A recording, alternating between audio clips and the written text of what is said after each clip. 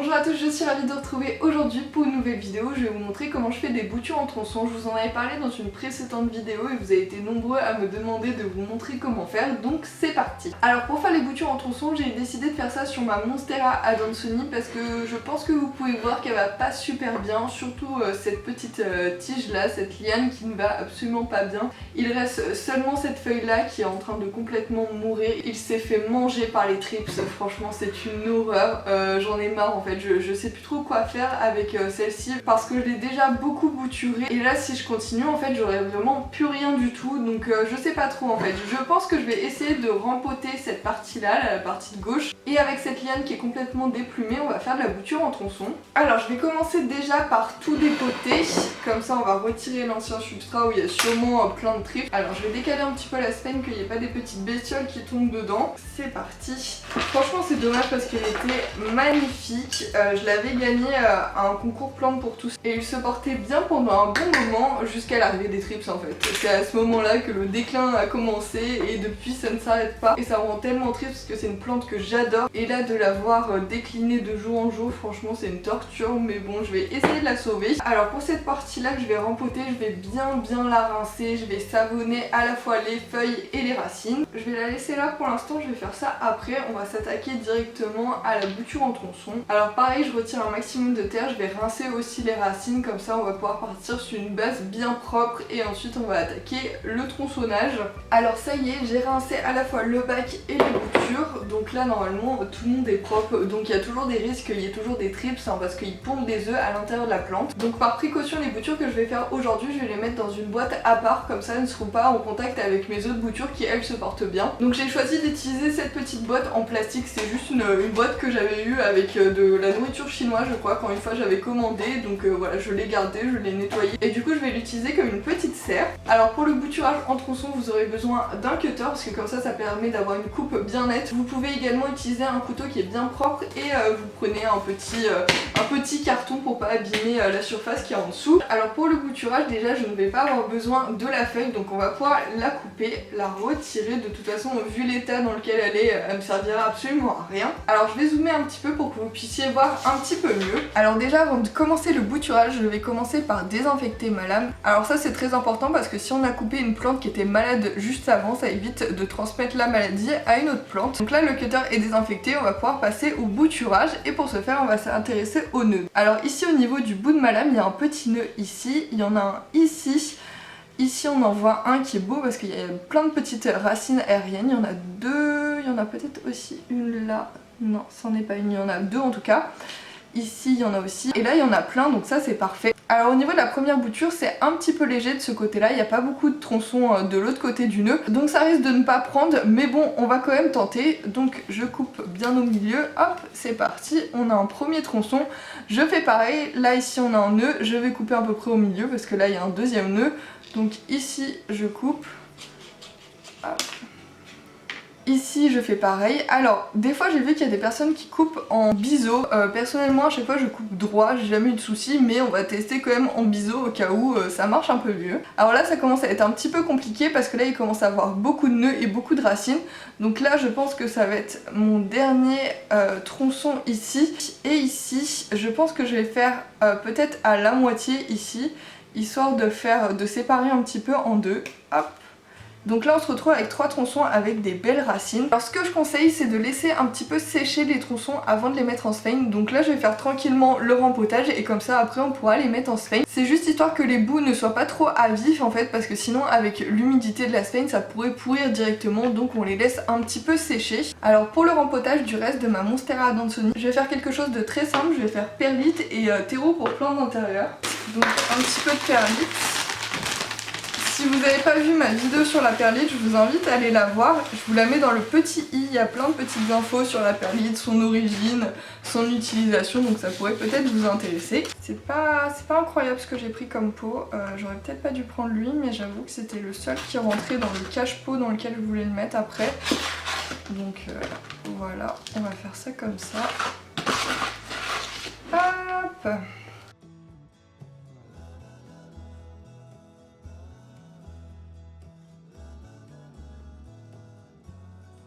Alors la Monstera d'Anthony, c'est une plante qui est grimpante, donc je vais lui mettre un tuteur pour qu'elle puisse continuer à grimper dessus. J'aimerais bien lui faire un tuteur en Sphane, là, que ça soit quand même plus sympa pour elle. Mais déjà si elle arrive à vaincre les trips, ça sera une belle victoire et du coup elle méritera son joli tuteur. Et voilà le rempotage. Alors je pense que vous n'avez pas vu grand chose, je vous avoue que là c'était pas méga bien cadré. Voilà, elle est rempotée, prête à être arrosée, prête à être sauvée enfin. Et le cache-pot dans lequel je voulais la mettre, c'est celui-là et je trouve que ça rend super bien. C'est un petit cache-pot action, donc là il n'y a plus qu'à croiser les doigts que cette fois-ci ça soit la bonne. Alors maintenant que les tronçons ont un peu séché, on va pouvoir les passer en sphaigne. Donc j'ai préparé ma sphaigne qui est en eau depuis plusieurs minutes. Donc là je vais bien les saurer et je vais la mettre dans ma petite serre. Je vais faire un petit lit de sphaigne. Donc là c'est la petite minute ASMR. Hop.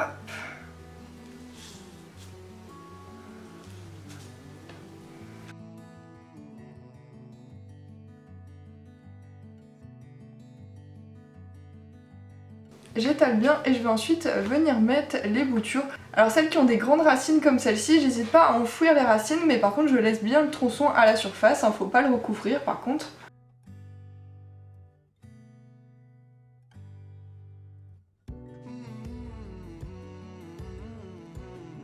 Alors voilà pour la première, ensuite la deuxième. N'hésitez pas à prendre plusieurs boîtes hein, si vous avez pas mal de tronçons, hein, de façon à qu'ils soient pas trop collés les uns aux autres.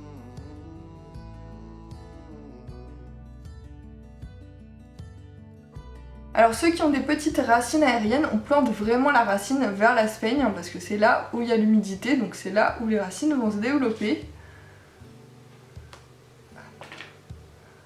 Alors des fois comme ici c'est très discret, le petit bout il est juste ici, donc je le mets comme ça. Et lui pareil, hop. Voilà, là je pense qu'il aurait pas fallu en mettre plus hein, de tronçons parce que sinon après ça fait un petit peu beaucoup. Ce que je fais ensuite c'est que je vais rajouter un petit peu d'humidité.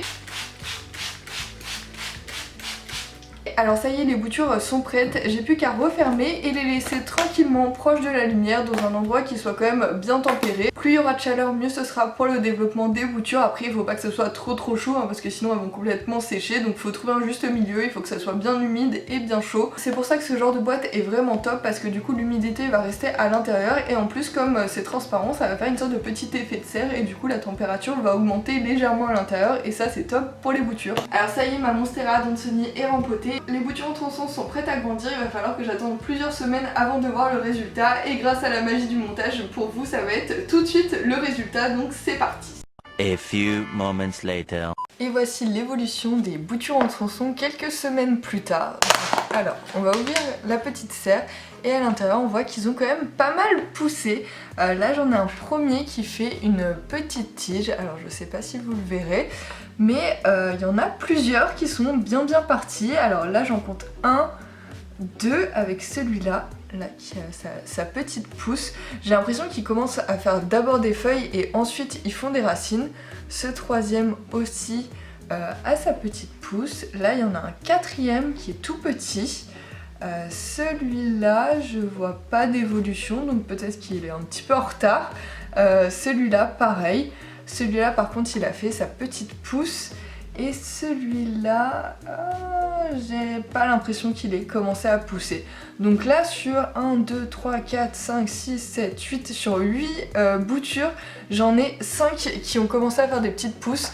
Donc franchement c'est plutôt pas mal. Les autres je me fais pas de soucis, je suis sûre qu'elles vont aussi avoir des petites pousses. Mais bon des fois ça prend un petit peu plus de temps, elles sont pas toutes au même rythme. D'ailleurs là je pense que vous remarquez qu'il n'y en a pas autant qu'au début de la vidéo.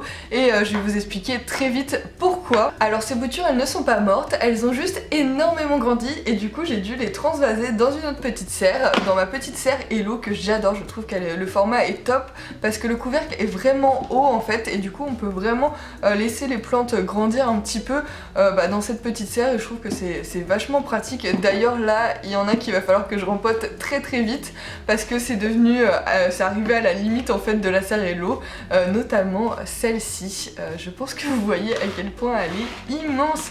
Je vais essayer de mettre un petit peu sur le côté comme ça vous voyez. voilà à quel point elle a grandi. D'ailleurs là elle a commencé à prendre la forme de la serre tellement elle est écrasée contre la paroi et ça c'est vraiment pas top parce que vraiment avec l'humidité, le fait que la plante soit plaquée à contre la paroi, ça peut vraiment faire pourrir la feuille, donc il faut éviter un maximum. Là j'ai laissé le temps que je filme la vidéo et ensuite je vais venir la rempoter. Donc voilà, celle-là elle a commencé par me faire une petite feuille neutre en fait, il n'y a pas de trou. Et la prochaine qui arrive, je pense que vous pouvez le voir, il y a des petits trous à travers et je suis trop contente. Ça y est, on est reparti, les Monstera Adansonii reviennent encore plus belles qu'avant. Là il y en a une deuxième qui a déjà poussé en étant trouée, alors je suis vraiment trop contente. Donc j'en ai deux.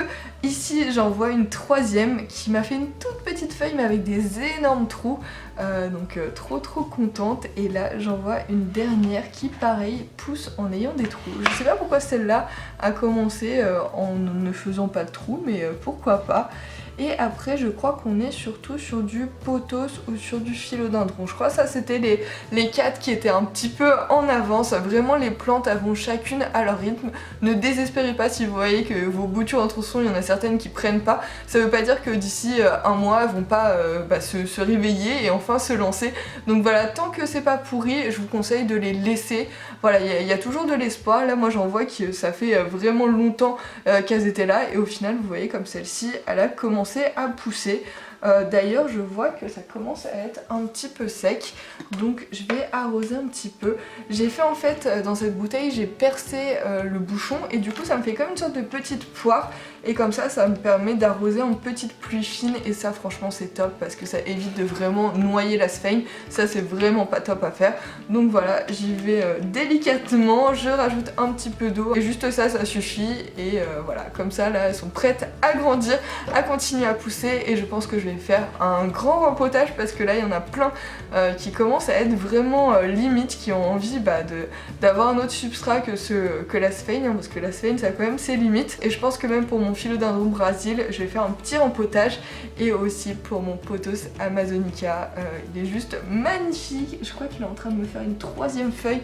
Voilà, trop contente de cette bouture qui stagnait depuis si longtemps et au final bouture en tronçon, c'est reparti. Et avec la Monstera Adansonii j'ai de quoi me faire une mini forêt et ça je suis trop contente parce que vraiment la plante mère elle est vraiment en difficulté et là la relève est assurée. Franchement je suis trop contente. Alors sur ce, cette vidéo sur le bouturage en tronçon est terminée. J'espère qu'elle vous aura plu, qu'elle aura pu vous éclairer sur le bouturage en tronçon, que ça vous aura peut-être donné envie de vous lancer. En tout cas c'est très simple. Là vraiment une fois que je les ai mis dans leur petite serre, je n'y ai plus touché, juste à part pour vérifier s'il y avait assez d'humidité et éventuellement les déplacer si elles avaient trop grandi et du coup à toucher le couvercle. Donc voilà, c'est vraiment très simple, c'est une méthode que j'adore. Je suis tellement satisfaite de cette méthode que je la teste sur toutes les plantes. Des fois ça marche, des fois ça marche pas, mais l'important dans tout ça c'est d'essayer. Et sur ces belles paroles, je vous dis à samedi pour une nouvelle vidéo. Ciao!